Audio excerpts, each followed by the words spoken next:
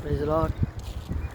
யோபு 23:16 சொல்லப்பட்டிருக்கிறது, எனக்கு குறித்திருக்கிறதை அவர் நிறைவேற்றுவார். ஆமென்.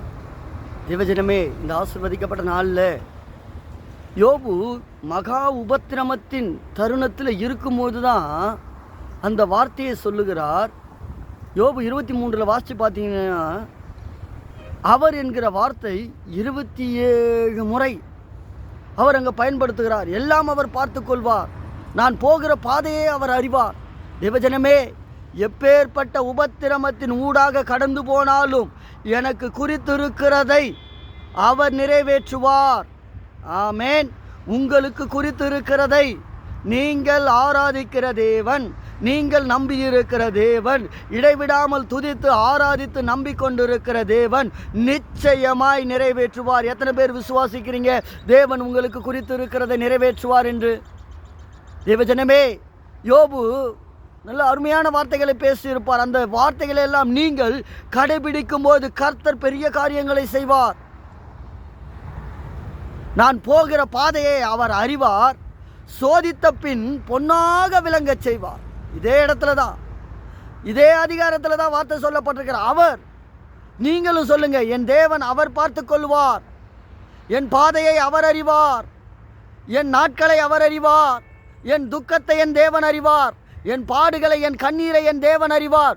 நிச்சயம் என் கண்ணீருக்கு அவர் பதில் கொடுப்பார். என் துக்க நாட்களை முடிந்து போக தேவனாகிய கர்த்தர் அவர் முடிவெடுப்பார். ஆமென்.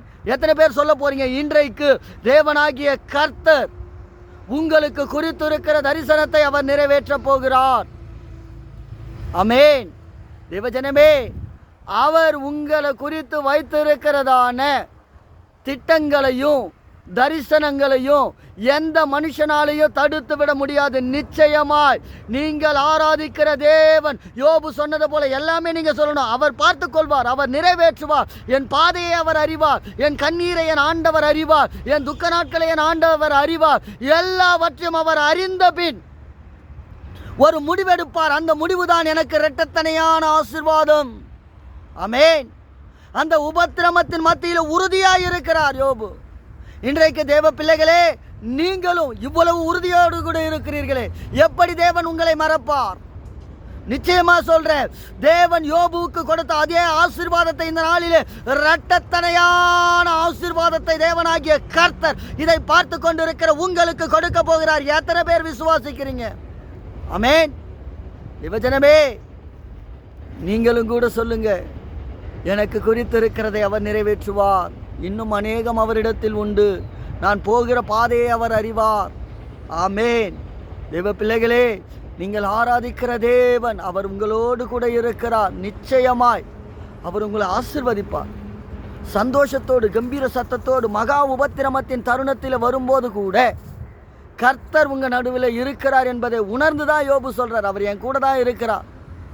நான் கூப்பிடும்போது வருகிறவர், இப்போது என் சோதனை காலத்தில் அவர் என் கூட தான் வருகிறார், ஆனாலும் நான் அறியேன் அவர் எப்போது பதில் கொடுப்பார் என்று.